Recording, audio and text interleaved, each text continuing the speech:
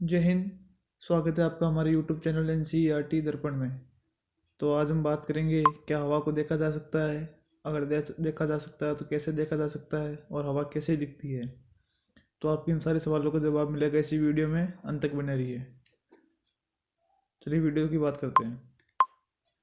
हवा को देखने के लिए सेलेरियन इफेक्ट का उपयोग किया जाता है। सेलेरियन इफेक्ट क्या होता है कि अदृश्य तरंगों को देखने तो इसका उपयोग किया जाता है। जैसे कि कोई हमें तरंग दिखाई नहीं देती है, तो उस चीज़ को देखने के लिए इस इफेक्ट का प्रयोग किया जाता है, जिसमें हवा भी हमारी अदृश्य होती है, तो इस हवा को भी इस इफेक्ट से देखा जा सकता है। तो ये इफेक्ट क्या है, कैसे काम करता है, वो बात करते हैं। जिस इस इफेक्ट की जानकारी लेने बेसिक बातें देख लेते हैं, जो इस इफेक्ट को समझने में मदद करेगी। देखिए, किसी भी चीज़ को देखने के लिए हमें लाइट की ज़रूरत पड़ती है, क्योंकि किसी चीज़ पर अगर सूरज का प्रकाश या कोई लाइट या कोई किरण पड़ेगी तो वो दृश्य होगी, तो वो हमें दिखाई देगी, क्योंकि अंधेरे में हम देख नहीं सकते हैं। तो किसी भी चीज़ को देखने के लिए प्रकाश की ज़रूरत पड़ती है, लाइट की ज़रूरत पड़ती है। दूसरी बात देखिए, हमारी आँख समझती कैसे है, हमारी आँख किसी चीज़ को या किसी दृश्य को देखने पर कैसे रिएक्ट करती है, उस चीज़ को या उस वस्तु को देखने पर हमारी आँख में कैसा प्रतिबिंब मिलता है और दिमाग को कैसे भेजती है वो देखिए। हमारी आँख में लगा होता है उत्तल लेंस लगा होता है। उत्तल लेंस के बारे में समझिए, छोटी सी बात समझिए। उत्तल लेंस होता है, उत्तल लेंस में क्या होता है कि अलग अलग किरणें आती है, फैली हुई किरणें आती है, और उत्तल लेंस क्या करता है, इसको एकत्रित करता है, एक जगह उन सारे लेंसों को केंद्रित करता है, एक जगह केंद्रित करता है। जैसे कि हम अगर बाहर का व्यू देखते हैं, तो बाहर से कितनी सारी किरणें हमारी आंखों में आती है। आंखों में पड़ने के बाद हमारी आंख एक जगह सारी किरणों को कर देती है, जिससे हमें वो चीज़ दिखाई देने लग जाती है। तो जैसे कि हमारी आंख इस पेड़ को देख रही है, जैसे कोई आंख, ये मानव आंख है, ये पेड़ को देख रही है, तो इस आंख के पिछले वाले हिस्से में प्रतिबिंब बनता है। प्रतिबिंब बनता है मतलब कि ये चित्र बनता है इसका, जो भी हम पेड़ को देख रहे हैं वो चित्र बनता है। तो मज़ेदार बात ये देखिए कि ये जो मानव आँख देख रही है, ये पेड़, ये आँख को उल्टा दिखाई देता है। हमारी आँख जो देख रही है वो उल्टा दिखाई दे रहा है उसको, ये पेड़ सीधा है, लेकिन आँख इसको उल्टा देख रही है। उल्टा क्यों देख रही है? क्योंकि उत्तल लेंस लगा होता है। उत्तल लेंस का क्या गुण होता है कि प्रतिबिंब उल्टा बनता है और वास्तविक बनता है। प्रतिबिंब उल्टा बनता है और वास्तविक बनता है। फिर आँख इस सिग्नल को ब्रेन के पास भेजती है कि भाई मैंने एक पेड़ को देखा है। तो इस सिग्नल को क्या भेजेगी? ब्रेन के पास, हमारी मस्तिष्क के पास भेजेगी। तो मस्तिष्क इसको क्या करेगा? सीधा कर देगा। इस सिग्नल को सीधा करके वो देखेगा, सीधा करके समझेगा। उसको पता है कि आँख उल्टा ही बताएगी मेरे को, तो वो पहले से इसको सीधा कर देता है। सीधा करने के बाद ये पेड़ इसको सीधा दिखाई देखने लग जाता है, जो कि वास्तव में जैसा दिखाई रहता है वैसा दिखने लग जाता है, लेकिन हमारी आँख इसको उल्टा देखती है। चलिए, इतनी बात समझ में आएगी आँख में उत्तल लेंस होता है और प्रतिबिंब कैसे बनता है। क्योंकि सेलेरियन इफेक्ट में जो भी हवा जो हमें दिखेगी वो भी प्रतिबिंब रूप में दिखेगी, तो हमें ये भी जानना जरूरी है कि प्रतिबिंब कैसे बनता है और कैसे क्या हमें दिखाई देगा। इसलिए प्रतिबिंब का ये छोटा सा कॉन्सेप्ट आपको समझाया है। अब आगे की बात करते हैं कि जैसे कोई आंधी तूफान आती है, आंधी तूफान में के अंदर जो धूल के कण दिखाई देते हैं, कुछ लोग इसे हवा समझ लेते हैं कि हाँ हवा दिखाई देती है, या एक कॉन्सेप्ट ये भी आता है कि हाँ ये हवा है, लेकिन ये हवा नहीं होकर धूल और मिट्टी के कण है, धूल मिट्टी के कण है, ना कि ये हवा है। क्योंकि तेज आंधी के अंदर ऐसे हमें दिखाई देती है, ये देखो ये दिख रहा है धुंधला धुंधला सा, जैसे हवा न कह के धूल मिट्टी के कण है वो। चलिए आगे की बात करते हैं। अब हमारे आँख की कैपेसिटी देख लेते हैं एक बार, कि हमारे यहाँ कितना क्या देख सकती है, कितना क्या देख सकती है, कितना क्या नहीं देख सकती, क्यों हमें हवा दिखाई नहीं देती है, क्यों बाकी की चीज़ें दिखाई देती है, वो भी समझिए। देखिए, मानव आँख है ना, वो 300 नैनोमीटर से 700 नैनोमीटर तक की वेवलेंथ को देख सकती है। वेवलेंथ का मतलब होता है तरंग दैर्ध्य। वेवलेंथ का मतलब होता है तरंग दैर्ध्य।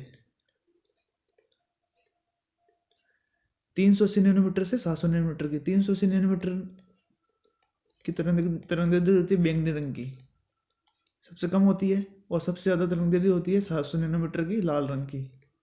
इसीलिए देखिए कि रात के समय हमें बैंगनी रंग बहुत पास से या बहुत दूर रखने पर हमें बैंगनी रंग दिखाई नहीं देता है, लेकिन लाल रंग को हम बहुत दूर रखने के ऊपर भी लाल रंग हमें दिखाई दे जाता है, क्योंकि लाल रंग की तरंग दैर्ध्य अधिक है।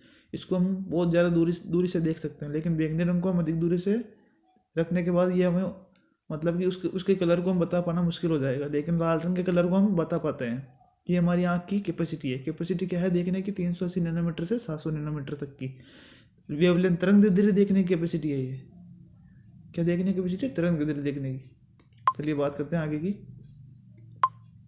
अब देखिए हम इस इफेक्ट की बात करते हैं, सेलेरियन इफेक्ट। ऐसे पहले होता क्या है, देखिए सेलेरियन इफेक्ट में क्या होता है। पहले एक बात समझिए परावर्तन की, कि अगर परावर्तन, क्योंकि इसी सेलेरियन इफेक्ट में पूरा परावर्तन और अपवर्तन का खेल है पूरा, कैसे परावर्तन हुआ, कैसे अपवर्तन हुआ, कैसे हवा दिखी। तो परावर्तन अपवर्तन क्या होता है कि कोई किरण, अगर कोई, जैसे कोई है, कोई दर्पण है ये, या कोई दर्पण है, पीछे से ब्लॉक किया हुआ, आप पीछे पॉलिश की हुई, आगे आगे से जो हमारा कांच, समतल कांच होता है वो समतल दर्पण है। इसमें कोई लाइट गिरी, लाइट गिरने के बाद ये एक कोण बना के इधर साइड में रिफ्लेक्ट हो गई, परावर्तित हो गई, दूसरी जगह चली गई। फिर से ये लाइट गिरी, ये और चली गई, ये और लाइट गिरी, ये और चली गई। ये हो गया परावर्तन। परावर्तन हो रहा है इधर। अपवर्तन क्या होता है? अपवर्तन में क्या होता है कि माध्यम चेंज होता है। जैसे माध्यम कैसे चेंज होता है, देखिए जैसे गिलास के अंदर ये पेंसिल पड़ी है, ऊपर तो ये गिलास खाली है, खाली है मतलब हवा है, अंदर पानी है। चलिए पानी है। अब देखिए यहाँ ये पेंसिल कुछ टूटी हुई दिखाई दे रही है यहाँ से, और यहाँ से पतली दिखाई दे रही है, यहाँ से मोटी दिखाई दे रही है। क्यों दिखाई दे रही है? क्योंकि माध्यम चेंज हुआ है, ये हवा से पानी में आई है। मतलब कि जो भी किरण है ये इसका जो भी माध्यम हुआ है वो चेंज हुआ, बदला है। और माध्यम का किसी भी वस्तु या किसी भी किरण पर माध्यम का असर होता है। कैसे असर होता है कि वो देखिए टूटी हुई दिखाई दे रही है ऐसे, क्योंकि माध्यम में आने के बाद में थोड़ी सी अपने पथ से विचलित हो जाती है। अपने पथ से जो इस यहाँ से आ रही थी, यहाँ से हल्की सी मुड़ जाती है, ऊपर की तरफ मुड़ जाती है, नीचे की तरफ मुड़ जाती है, कैसे मुड़ जाती है ये, वो तो हमारा देखने का एंगल पर है। अगर आप उधर से देखेंगे तो उधर मुड़ी हुई दिखेगी, इधर से देखेंगे इधर मुड़ी हुई दिखेगी। तो ये होता है अपवर्तन। क्या होता है? अपवर्तन। अपवर्तन क्या, अपवर्तन में क्या मेन चीज, क्या कॉन्सेप्ट है? माध्यम का। अपवर्तन की बात होगी जहाँ माध्यम होगा, माध्यम है, माध्यम दो, माध्यम एक क्या है? हवा है, तो दूसरा माध्यम पानी है। और भी माध्यम दूसरे हो सकते हैं, जैसे अंतरिक्ष हो सकता है, एक माध्यम अंतरिक्ष है, एक माध्यम हमारी यहाँ पर वायुमंडल आ जाएगा। अंतरिक्ष में वायु नहीं है, वायुमंडल में वायु है। जब सूरज का प्रकाश अंतरिक्ष में बहुत तेज गति से, प्रकाश की गति तेज होती है, लेकिन वायुमंडल में थोड़ी गति कम हो जाती है। क्यों हो जाती है? क्योंकि वो वायुमंडल में अपवर्तन के कारण इधर उधर भटकता भटकता नीचे आता है। चलिए अब बात करते हैं हमारे इंपॉर्टेंट इफेक्ट, सेलेरियन इफेक्ट की। सेलेरियन इफेक्ट में क्या होता है कि मेन होता है परावर्तन और अपवर्तन ही होता है, उसके ऊपर ही सारा खेल है। तो परावर्तन अपवर्तन कैसे होता है इसके अंदर? परावर्तन अपवर्तन होने के बाद में हवा दिखाई देने लग जाती है। अब हवा कैसे दिखाई देती है, कैसे परावर्तन अपवर्तन होता है, वो बात करते हैं। इसमें क्या होता है कि किसी प्रकाश सोर्स को, उसका प्रकाश सोर्स बोले तो कोई बैटरी है, क्योंकि हमें लाइट की जरूरत पड़ेगी किसी चीज़ को देखने के लिए, तो हमने कोई बैटरी लगा दी यहाँ पे। और इस बैटरी का जो भी फोकस निकल रहा है, इससे जो भी लाइट निकल रही है उसको पूरा ब्लॉक करके एक छोटे से बिंदु रूप में हमें लाइट निकालनी है। मतलब कि एक किरण के रूप में, जैसे लेज़र लाइट कैसे निकलती है, लेज़र लाइट निकलती है ना एकदम ऐसे पतली सी, उस रूप में हमें कोई सोर्स निकालना है। तो इसके लिए हम या तो ये कोई लेज़र लाइट ले लीजिए या फिर कोई बैटरी ले ली हमने, और इसके थोड़े से मतलब कि मुंह को खोल दिया थोड़ा सा, और बाकी सबको ब्लॉक कर दिया। अब इससे ये लाइट निकली, ये लाइट गई। अब आगे हमने एक दर्पण लगा दिया। दर्पण कौन सा लगाया हमने? अवतल दर्पण लगा दिया। ये आगे अवतल दर्पण लगा दिया। अब ये किरण क्या करेगी? परावर्तन होगा। जब दर्पण से टकराती है तो परावर्तन होता है, हमने पीछे बात की थी। तो ये हो गया इसका परावर्तन। अब चूँकि ये एक ही लाइट है, हमने पूरी टॉर्च को पूरा खुला छोड़ के पूरी फोकस नहीं मारा है इस पर। हमने सिर्फ एक किरण गुजारी है, क्योंकि हमने पूरा मुंह ब्लॉक कर दिया इसका, जहाँ से लाइट आ रही है, और हल्का सा छेद से लाइट निकाली है यहाँ से इस बैटरी से। तो एक ही लाइट वापस, इस परावर्तन होगा तो एक ही लाइट वापस आएगी। देखिए अगर बैटरी का पूरा मुंह खुला हो रहता तो लाइट ऐसे निकलती है, ऐसे पूरी फोक्स में ऐसा फोक्स निकलता। लेकिन हमने यहाँ बैटरी का मुंह को बंद कर दिया है, पूरा बंद कर दिया, तो लाइट सिर्फ एक लाइट निकल रही है। एक लाइट निकल रही है तो परावर्तन भी एक ही होगा। इसमें से ये किरण एक ही लाइट निकली है, लेज़र के समान निकली है, लेज़र लाइट जैसी एक पतली लाइट निकली है। तो ये रिफ्लेक्ट हो गई, इधर गई, रिफ्लेक्ट मतलब परावर्तन होकर चली गई इधर। क्योंकि एक ही लाइट है तो हमको पता ही है किधर जा रही है, क्योंकि हमको इसकी उस लाइट का मतलब कि जो परावर्तन हुई है तो परावर्तित होते समय भी लाइट रहेगी, वो भाई यहाँ से लाइट गई है तो परावर्तन होने के बाद भी ये भी लाइट रहेगी, तो लाइट हमें दिखाई दे जाएगी। अगर सोर्स का मुंह पूरा खुला हुआ था तब ना कैसा परावर्तन होता है, अलग अलग परावर्तन होता है। जैसे लाइट ऐसे इससे जल जाएगी, खूब सारी लाइटें निकलती, कोई ऐसे जल जाएगी, कोई ऐसे जल जाएगी, तो बहुत सारी लाइटें निकलती है तो हमें पता नहीं चलता। लेकिन इसमें क्या है कि इसका हमने पूरा मुंह बंद कर दिया, एक ही मुंह रखा हुआ है, हल्का सा मुंह खोल के इस टॉर्च का। इस टॉर्च का मुंह हमने पूरा बंद कर दिया और एक छोटा सा छेद हमने खुला रखा था कि लाइट पास हो सके। तो एक लाइट निकली तो हमें लाइट दिखाई देगी। अब इस लाइट में क्या करेंगे हमें पता है कि ये लाइट कहाँ निकली है, तो इसके सामने हम एक कैमरा लगा देंगे, क्योंकि हमें देखना है ना हवा को, तो इसको रिकॉर्ड भी करना पड़ेगा। तो ये हमने कोई कैमरा लगा दिया, मानो कि ये कैमरा कोई लगा दिया हमने, जैसा भी कोई कैमरा है, चलो हमने कैमरा खड़ा कर दिया, यहाँ पर खड़ा कर दिया। अब हम देखेंगे हवा को, तो हवा तो ऐसे दिखेगी नहीं। हवा देखने के लिए कुछ, अब क्या करना पड़ेगा हवा देखने के लिए, इस किरण के सामने, इस लाइट के सामने कुछ रखना पड़ेगा। तो हवा का देखिए, एक्चुअल में हवा दिखेगी नहीं, उसका प्रतिबिंब दिखाई देगा हमें, हवा का प्रतिबिंब दिखाई देगा। हवा हमें ओरिजिनल हवा दिखाई नहीं देगी। तो हवा का प्रतिबिंब देखने के लिए क्या करेंगे, ये लाइट रखेंगे। जब ये लाइट उससे टकराएगी तो अभी हम खड़े हैं, हमारे ऊपर कोई फोकस गिरेगा, लाइट गिरेगी तो हमारी छाया बनेगी। उसी प्रकार इसके सामने कुछ अगर चीज़ रखेंगे, हवा फेंकेंगे तो उस हवा की छाया बनेगी, वो छाया दिखाई देगी। तो हवा को फेंकते हैं, तो हवा को फेंकने के लिए क्या यूज़ करेंगे हम, कोई भी अब उपकरण यूज़ कर सकते हैं जिससे हवा निकलती है। जैसे कोई कूलर रख सकते हैं आप, या फिर हेयर ड्रायर रख देते हैं। ये हेयर ड्रायर है बाल सुखाने वाला, वो रख देते हैं। जैसे ये कोई हेयर ड्रायर रख दिया हमने, इससे ये हवा फेंक रहा है, ये हवा फेंक रहा है हेयर ड्रायर।